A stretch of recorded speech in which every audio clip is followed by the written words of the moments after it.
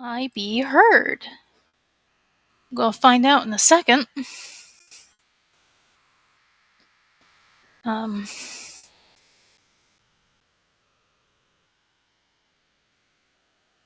okay, that one is working.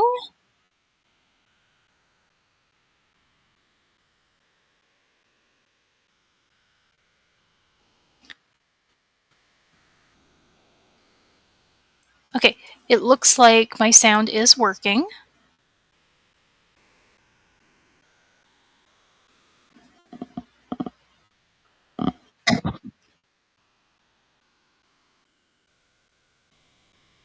Okay, give me just a second, people. I need to share this with some different groups on social media, and then I will get started. Actually going to start with, I have to change my screen. Topic, which is going to be our the art of horror. Horror. Should have chosen a better way to say that because I don't enunciate well. I promise I am not saying a bad word. Few things. We do have our October calendar out, and we have some really cool things going on this month. As you can see, today was the first Craft and Connect. If you are over the age of 50, we got a grant to do an art type thing with people ages 50 and over for crafting, connecting, in partnership with D&L painting out of Brazil. I do believe that is them. I believe. It is free. It costs you nothing. The cost is taken care of by us and by the grant. The next meeting will be next Tuesday from 3 to 5. There are still open spots. You can call us and we will put you down on the registration list. Next up for fun things coming up, we are doing our cemetery walk on the 25th. Unlike previous years where we've done it in the evening, this one will actually be in the afternoon, which is why we are doing it on a Saturday. The library will be closing at noon so that we have enough time to get from here down to Riverside and get everything set up by 1 when it starts. We have some very interesting stories this year. We're also going to point out some really interesting headstone art, grave art. For those who are more interested in maybe something less spooky and more history, we are having Mike Linderman from Angel Mounds. He's coming out to talk about states, historical sites. There are a lot of them, including the one closest to us, I do believe, which is Vincennes. So if you're interested, that will be on the 20th, Monday the 20th at 5:30. Now for the really fun thing that is coming next week. I know this area is having, I know Cover Bridge is next week, so is fall break for the kids. I know you're all going to be busy, but think about stopping into the library with your family. We have a escape room, and it is a little bit easier than the last one we did. That one was a 3-star difficulty. This one is a 2-star difficulty, so it's a little bit easier. We do have plenty of times available, and it's more than 3 times a day. We have at least, let me double check, 1, 2, 3, 4, 5. Yeah, we have 5 times a day, 4 or 5 times a day slots available. Please check in and see if you would like to do it. Call us or come into the library. We will have plenty of fun. Now we are going to, one more very interesting one is actually on the 27th. We are having the Indiana Paranormal Society come out and talk about the stuff they do. So that's our Halloween spookiness this year.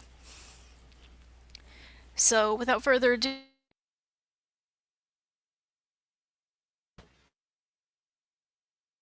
listening to me, the Art of Horror, the CPL Writing Club meeting for 2025 October. Okay, we're going to start this off very quickly with a what is horror? Merriam-Webster dictionary definition is painful and intense fear, dread, or dismay, or something that causes it. Horror as a genre is a storytelling intended to scare, shock, and or thrill. So that's going to be our general definition of horror.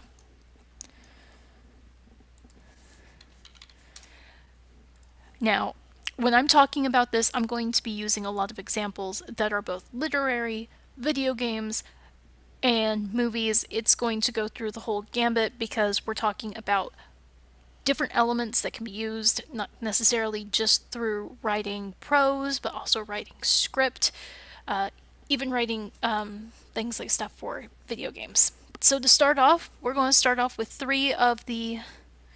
I'm actually going to move that around a little bit. I don't like it being in that spot. Give me just a moment, people. I am...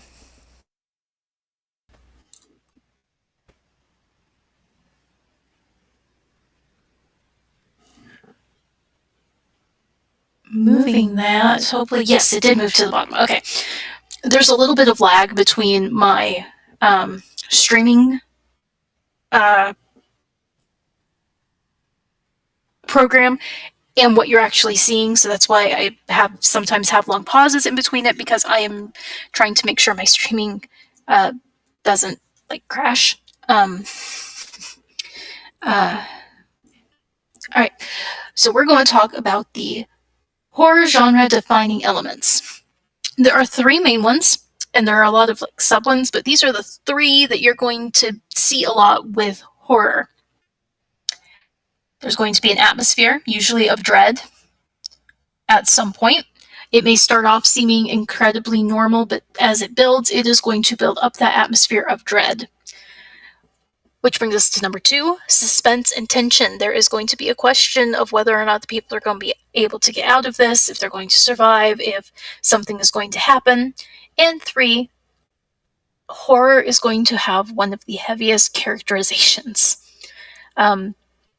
I will explain about this later, but in order to have a good horror, you have to have good characters. Can you think of any like horror book, novel, TV show, movie that you've watched where there haven't been like strong characters? Because I cannot. So now we are going to go on to our next slide. Sorry, I have a bunch of windows open so I can talk about this with a ton of notes. Subgenres. In brief, this is not a comprehensive list. If you want to take a look at it, we will just go through a couple. Paranormal, supernatural, they are different. Sometimes they are used interchangeably. Basically,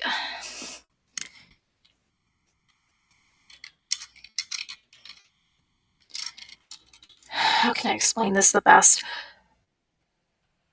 Paranormal is going to be the ones that focus on your ghosts and your psychic abilities, which are outside of the scope of current scientific understanding.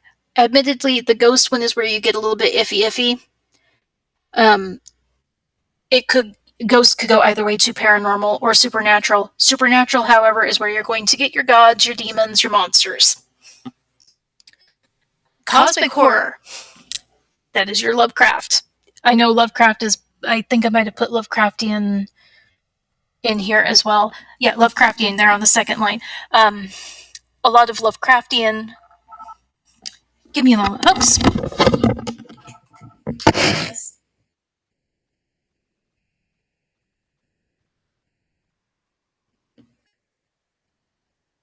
It looks like it. I am in the middle of a stream. Thank you.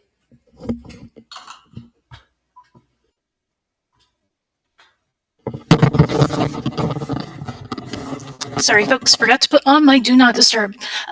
Cosmic horror, that is basically the horror that entails the you are a tiny little speck in the universe doesn't care. Gothic horror, you see that a lot in older writings. Body horror, that is not the same thing as, say, someone getting stabbed and bleeding. This is where the body morphs. This is the fly. This is the blob. Splatterpunk, it has other words that could be used for it, but I would put Saw in splatterpunk, even if it's not really. There may be an argument. No, there isn't an argument. Most of Clive Barker's stuff that I've read is splatterpunk. Remember the punk part of it. Then you have your action horror. This is like Ash versus the Evil Dead. Digital horror, which can also tie into found footage, which also tags into analog horror. This is your Paranormal Activity, Unfriended, stuff like that. Mascot horror, Five Nights at Freddy's. Psychological horror, slasher. This is usually that's Friday the 13th, Halloween, Nightmare on Elm Street. Folk horror, that's your Midsommar. I can't think of another one off the top of my head. I had a whole list. Religious horror, Heretic. That's a new one that came out that I've heard a lot about. Creature horror, that's your vampires, your werewolves, and your zombies. Haunted house. I didn't put ghost down because I thought haunted house would be a better thing. Lovecraftian, again, it's its own kind of thing now with the lore around it, but it is very much it's a subgenre of cosmic horror on most parts. I once saw someone describe it as if an ants made a circle and then suddenly started chanting your name, what would be your reaction to it? That is kind of looking outside of what Lovecraftian the horror is. And then you have your cross-genre horrors. This is your dark fantasy, sci-fi horror, horror comedy, etc. All right, let's get into the important bits of horror. And that is, in building horror, how is your culture going to affect your horror story? Or the culture of the horror that you're writing in. This is going to tag into ethnicity, religion, and time. Because remember, culture does not have to be just your ethnicity, does not have to be a religion. It can also be a time period in which someone has lived. So horror from the 50s is going to have a different cultural aspect than modern day horror, which we will go over. Here's an example of how some of horror differences by culture featuring vampires. The vampire definition I used for is a nocturnal creature that feeds on humans. Yes, it is a very basic definition, but I am using that to prove something here. So, European vampire, and this is a very wide one because across Europe there are a bunch of different vampiric folklore. I just went with what we would consider Western vampire as put out by Hollywood. You can find other horror involving vampires that is specific to an area. Powerless in daylight, may even burn up in daylight. Drinks blood, associated with bats. They could be associated with wolves as well. Cannot enter a home uninvited. Death via stake to the heart and or beheading. If you ever read the original Dracula, I know he is associated a lot with bats, but he actually takes a wolf form for a good portion of the book. And he is also killed by a stake to the heart and his head being cut off. Undead, they are a person who is living, died, and are now come back. And they rest during the day in a coffin. Please do not let me horribly mangle this. Jiangxi, which is a Chinese, when it's translated, it's usually called the Chinese vampire. It is its own distinct thing. So they're undead or reanimated corpse. They move at night by hopping.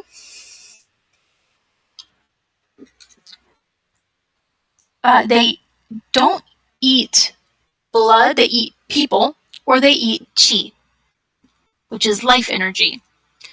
They are nocturnal. During the day, they may rest in a coffin or in a cave. I found some.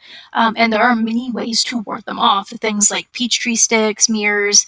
They can also be controlled. That's why if you ever see hang on.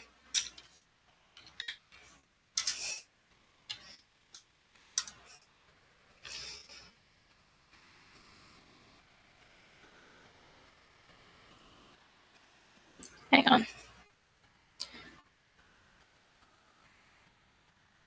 Jiangxi. I'm still probably mispronouncing it horribly. Um, you may see them when they are in media. They have a talisman attached to their heads. Um, that's for controlling them.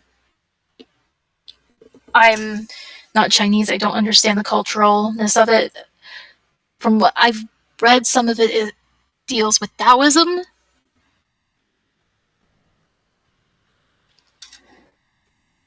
All right, the next one up is the Adze.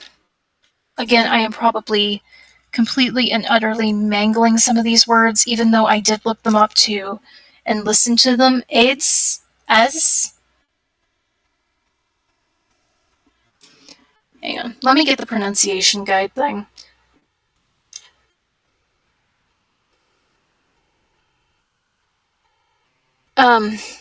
This is in the Yu people of Africa. They are nocturnal. They take the form of a firefly. They can possess humans, drink blood, cause sickness to those around their host, and they are considered a type of witch. The Puchen of the Mapuche people of Chile, have one that is a winged snake.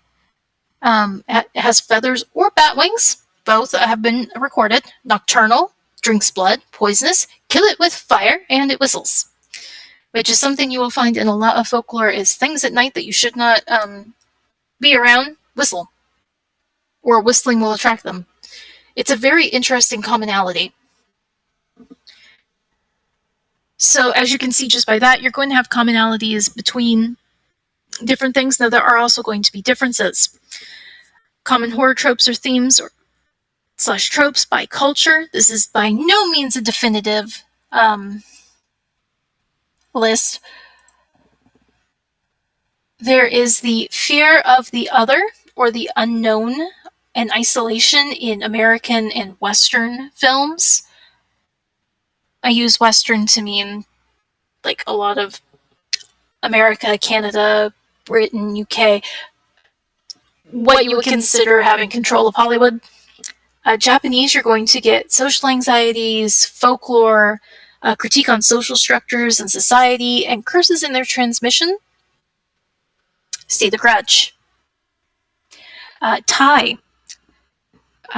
Some of the themes that you'll find is things such as existential dread, psychological horror is very elevated in their movies. You go and get a lot of folklore and the power of community and the inclusion or exclusion from it. French, there's a lot of violence, torture, sexual themes, and psychological themes. And the Italians, they have their own like specific kind of like horror. It's like its own genre.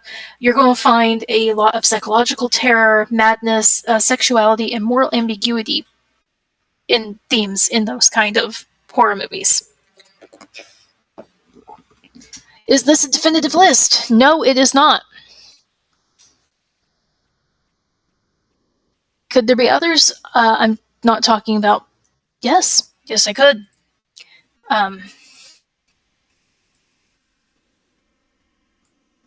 These are just some common ones that I found. Now, this one was the one I wanted to bring up the most, how time affects horror. So you're going to find horror is a reflection of the social pressures of the time, at least when it comes to, I'm going to say, American horror. For example, World War II, post-World War II, you're getting into the Cold War. This is where you're getting the Red Scare, nuclear fears.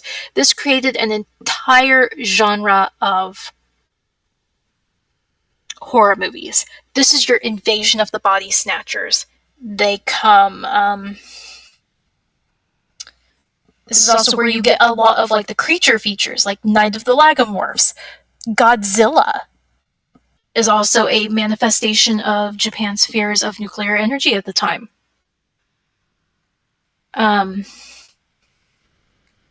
This is also where you're getting a lot of the fear of the other, that your neighbor could turn on you one day.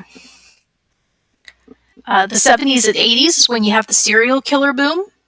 It's also when you start seeing things such as the satanic panic. So this is where you're starting to see more devil worship, it being the cause of the horror, or this is where serial killers and slashers had their big boom. The 70s, I do believe it was in 69 or 68, was when Black Christmas, which is considered one of the early slasher genre, it codified certain things such as the slasher always being one step behind and the final girl. Were those tropes were birthed during this time. The 2000s, I don't have this on here, but the 2000s had a lot of found footage horror. There was also a resurgence in the fear of the other after in the post 9/11. You're also getting into religious horror. Then in the 2020s, we're getting anxiety over technology, isolationism and mental illness and trauma are major themes. Think of some of the most popular horror movies out right now, or that have come out in the past few years. You have things like Us, which is the idea of the identity. You have Get Out, which is the social inequality and class warfare kind of bits. The Purge, I mean, that's in the 2000s, but still, you're getting those anxieties made into the themes for your horror, or being made into the metaphors for your horror. For example, Night of the Living Dead and Rob Zombie's zombie movies are not about zombies, it's about zombies as they can be considered like another class, of like lower class versus middle class, or the lower classes eating the upper classes, or vice versa, actually. You can really think of it. There's a lot of ways to interpret horror. There's a lot of ways. Now, for probably what you came here for, a basic guide to writing horror. What is the main source of your horror? For example, isolationism, bullying, and religious trauma a la Carrie. Or the unknown and how humans rely on the familiar in Asimov's Nightfall. Is there anyone even watching this with me? Come on, folks. Start talking in the stream, please. This is so much nicer when I have people to bounce off of.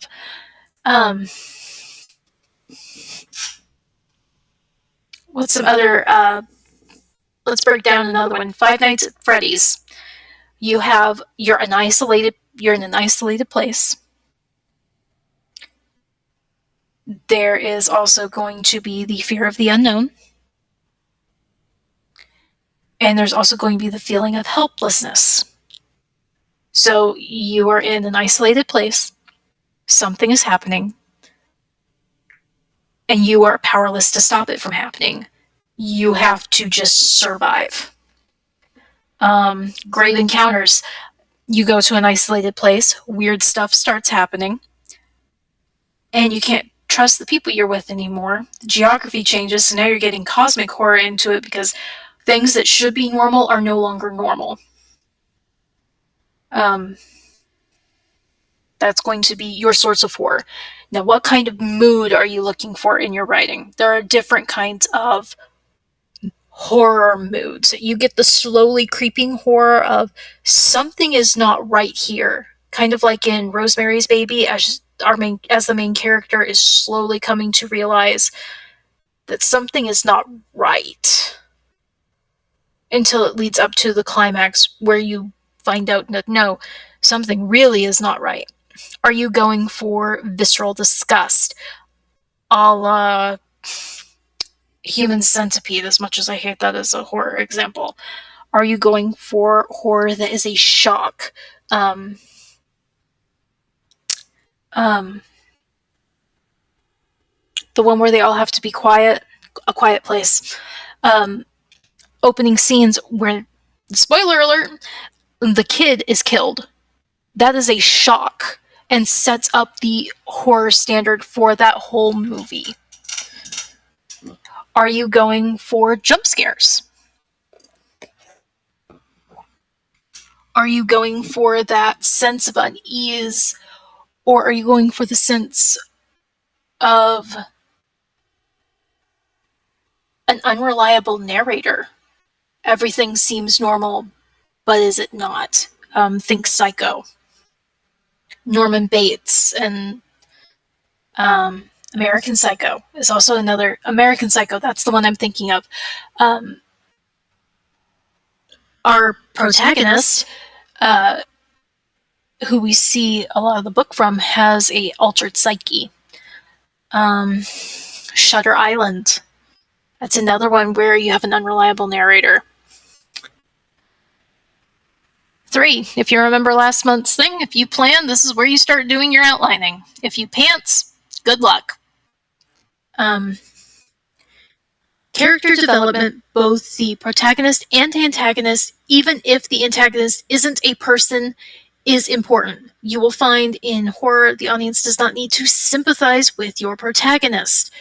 Here's my American Psycho. Or Jack Torrance in The Shining by Stephen King. You don't have to like them, but they are your protagonist for most of the story. You're seeing through their eyes and seeing their experiences as they are, especially in Jack Torrance's, as they are slowly going mad. Also, your antagonist does not have to be a person or even a character at all. It can be simply the environment. There is a whole subset of horror that is person versus the environment. Let me see if I can find.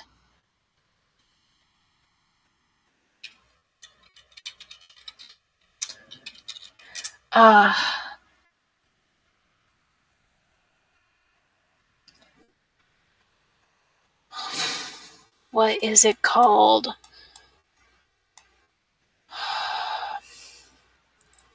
The Ruins. The movie The Ruins, which is based on a book. I do believe that is what it is. Give me just a second. I'm looking it up again to make sure.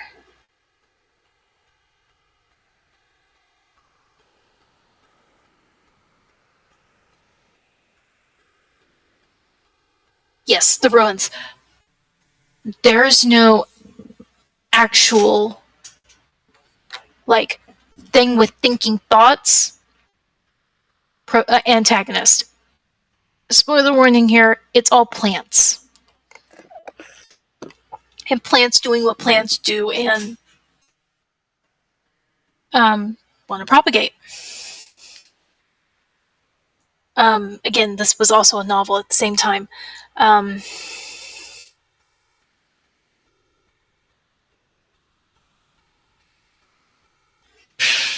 With some others, that's a good environment as antagonist, right?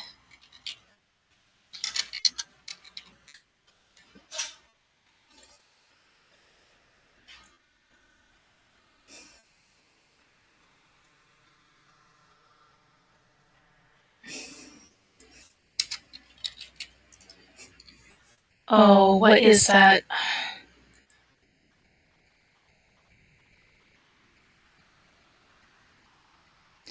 The Mist. Sorry, it took me a while to think of it. The Mist, the whole antagonist is the Mist.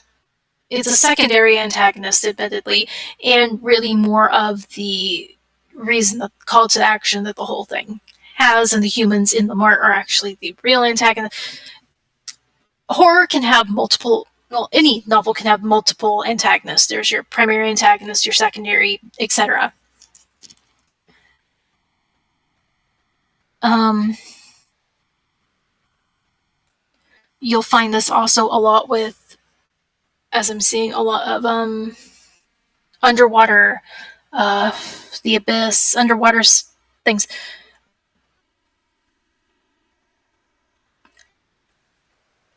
It's very much you don't have to have it be a thinking, feeling thing. That's what I'm trying to get across. All right, next section before I drive myself crazy talking about this. What is at risk for the characters, especially your protagonist? There is going to be a risk involved of some kind, or else there is no reason for the horror to be happening. Um, is it their death? Is the loved one's death? Is it something worse? There's always the um, if you've ever heard that there are things much worse than death, fate worse than death. Um, for example, are oh, being possessed by a demon. Um,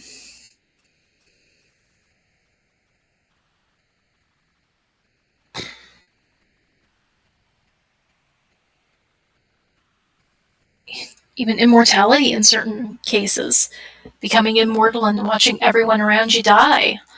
Um,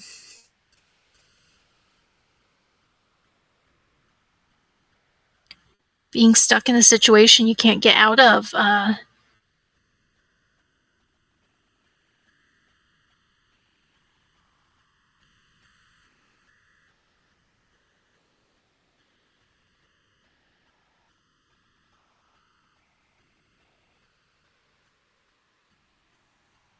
Just there has to be a risk for the characters. I'm sorry, I'm not describing it very well, but it doesn't have to be death. Although a lot of times in horror, it's death. Uh, Friday the 13th. What's the main stakes? They need to get away from Jason, or else they gonna die. Um, Nightmare on Elm Street. They need to figure out how to stop Freddy, or they're going to die. What are the stakes? 6. Setting. Setting is also going to be an important part of your story building. A folk horror set in the big city is going to have a different feel than a folk horror set on a remote island off the coast of Norway. That's Midsommar. Um, versus, sorry, I keep having to look these up.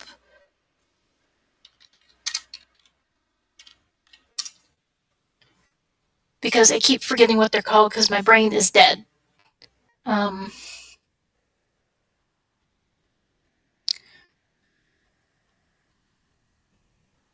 like, the Blair Witch Project would have been very different if it had taken place in a city versus out in the Maryland countryside. 7. You're going to want to draw out that climax for every little bit you can. Um, for example, with The Shining, the climax is the chase through the hotel, with Jack having gone completely bonkers and is now chasing his son and wife with the hatchet. That scene in the book and in the movie, but I'm going to focus on the book here, is drawn out. Like, it could have just been very short, but no, it's drawn out in Jack's thoughts, the madness that has overcome him, the descriptions. It's very drawn out in a way to build up the horror. You have to be careful with this, though. You can draw it out too much. Another example in Scream, when there is that realization of who Ghostface is, that is drawn out. Not by much. It's not like boom, boom. It's more boom. The realization. Do something about it. Now, there are some issues when it comes to horror. Horror is internal versus external. So it's the reactions, emotions, etc., versus the physical actions of an adventure. A dark fantasy is going to be different than a regular fantasy in that you're going, just using this as an example, there's going to be a lot more of the emotions. There's going to be more of a stake of a personal nature. There's going to be a lot more internalized that you're trying to get across to your readers than external physical action causing the plot. May there be external physical action causing the plot? Yes. But what is really pushing the plot is going to be the internal reaction to said physical action. For example, part of the horror of a slasher movie, I keep going back to those, but they are the easiest ones for me to compare them to. Think Friday the 13th, the sequel, where they find the first person that Jason's killed. There is that moment of horror as we, the viewers, are feeling a similar emotional state as the protagonist on screen. That is horror. Another issue that comes up a lot in horror is cultural appropriation. I'm going to be covering this more in December when I'm covering sensitivity readers. But an issue with horror is taking things from other cultures that you do not completely understand and using them. There are certain creatures in Native American folklore that their names are not said. I will not be saying them. I will also not use them in my writing because I am not a member of those people in which that part of their folklore is that part of their folklore, their beliefs. I will not use that because I am not part of that group that has that knowledge of what it is. Yes, you may know what I'm talking about, but I'm not going to use them. In fact, I don't even read about them because the moment I see that, I feel very icky. It's the same. You run into the issue of what is cultural appreciation versus appropriation. Um, you don't see as much flack for, say, remaking a Japanese horror. Like, a lot of people say The Ring is scarier than Ringu, that Samara is scarier than Sadako, which is understandable because they changed her reasoning for her haunting in it, and it gets complicated. But they changed everything about it. It's still the same story, kind of, like the same story kernel, but they changed, like, a lot of the things around it. It's just something you have to be mindful of if you're using a creature or folklore that is not from a culture you are part of, to make sure that you are not using it disrespectfully. Again, this is something I'm going to cover more in December when I'm talking about sensitivity writers. Another issue with horror: the reliance of predictable cliches and gore. There was a point. I'm going to use this for instance. The book Playground, think Saw with children, gets pointed out a lot as being splatterpunk. I really don't think it's very splatterpunk. I think it's just splatter. As I said when I was talking about genres, remember splatterpunk has the punk part of it, and punk is a very specific subculture that a lot of people, when they're writing these like scripts, TV shows and stuff, they just end up, I hate to use the term, but it's just all about the torture and blood. There's nothing like counterculture or anti-establishment about it. That's not to say that the guy who wrote it is bad. It is just, I don't consider it splatterpunk. I consider it torture. Words that I won't say because it'll get me banned on every single platform that I am currently using right now. Um,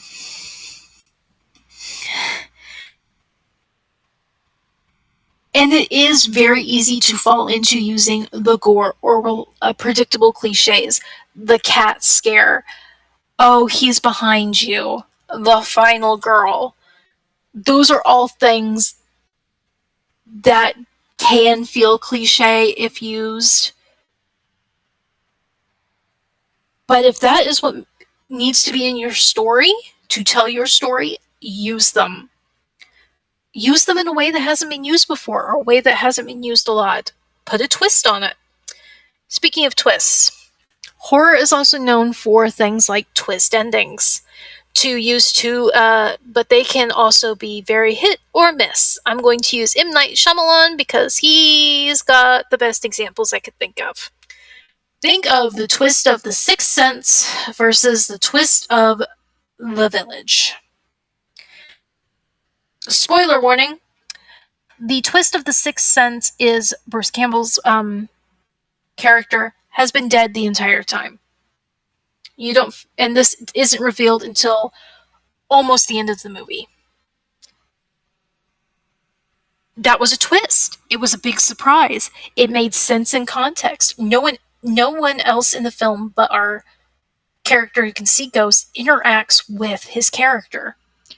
And you find that out going back as you watch it. It was a very pleasant surprise. It made the movie better. Then you have The Village. Village, the whole twist is that this isn't a puritanical village. Or it is, but it's not in Puritan times. It's not in the 1600s. It's in the modern day. It's just a bunch of rich people who got together and wanted to escape from modern society during, I do believe, the 60s. Oh, gee, I wonder what they were escaping. And now they use these ruses to keep their children in line. This monster to keep the children in line.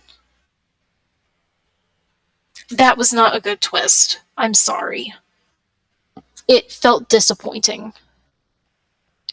Another one that is disappointing to me is Natasha Preston. I will not read her books anymore because she has a habit of, within the last 200 or so words, doing a twist ending that makes me want to throw the book across the room. It can be done well, such as in, like, I do believe it is The Dare. It's done very well, or The Fear. It's The Fear. It's done very well. The Island made me want to set the book on fire.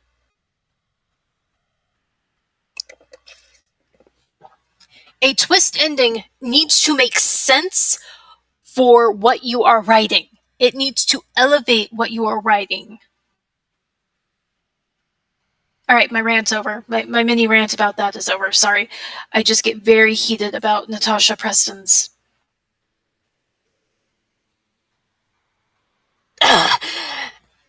Like I said, I stopped reading her books because of it.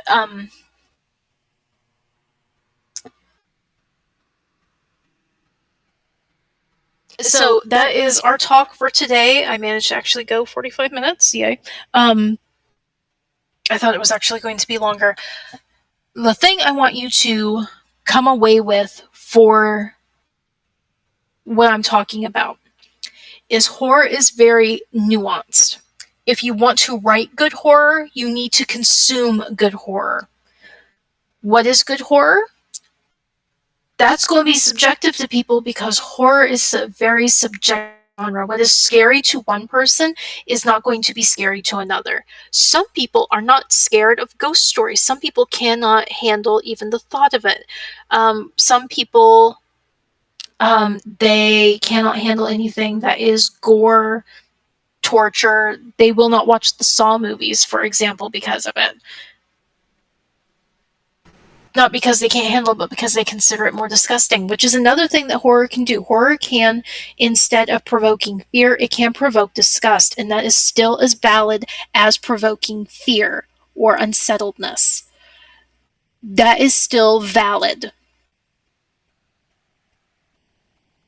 So, my only advice for if you want to write horror is to consume the type of horror that you want to write. Because that is going to give you the best idea of what you need to do for your writing. So, if there are any questions, I can take them now.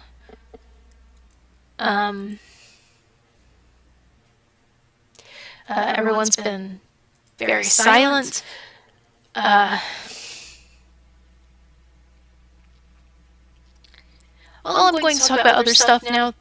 If you are interested in a horror where one by one people die, this month's book club book pick is actually Agatha Christie's And Then There Were None, which is one of my favorite horror books. It is not what you would consider a traditional horror book. It's more of a crime book, but it does have very strong horror elements of the characters one by one dying. Sorry, spoiler, but it's written on the blurb on the back. And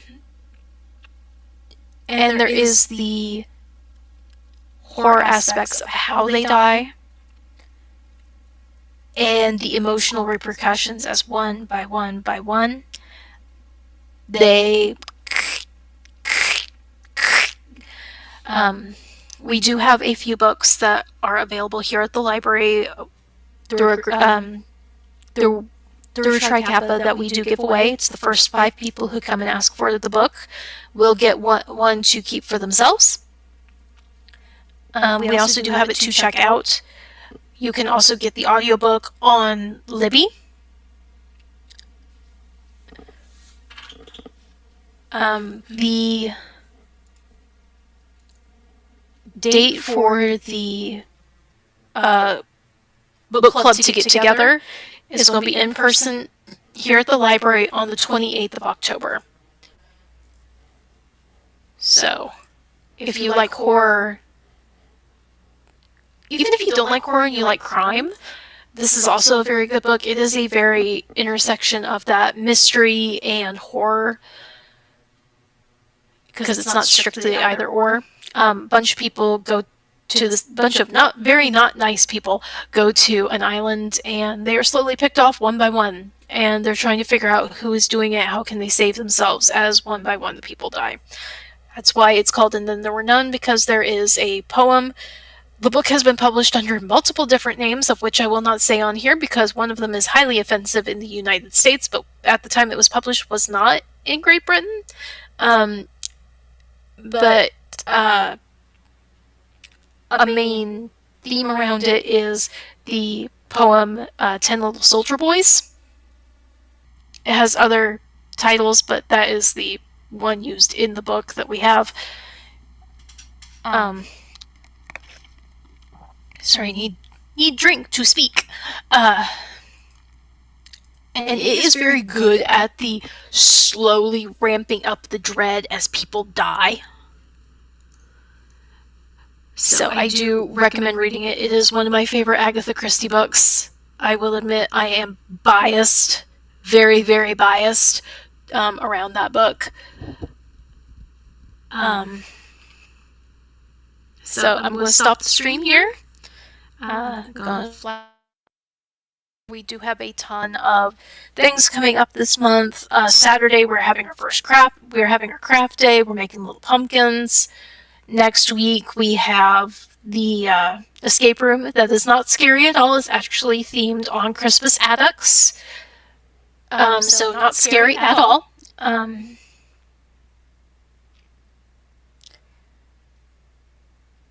a reminder on the 25th that we will be closing at noon, so that we may set up at Riverside Cemetery here in Clinton for our cemetery walk. We are just putting the final touches on our research.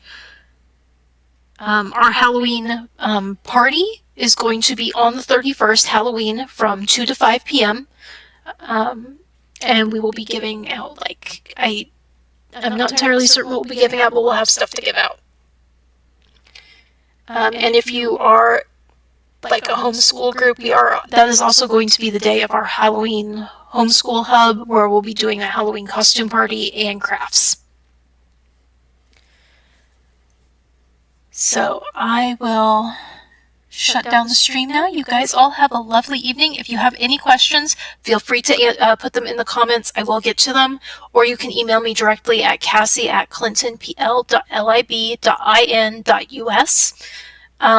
Or you can check out our Google Calendar, or not Google Calendar, our Google Classroom, which is linked in the descriptions. So either over there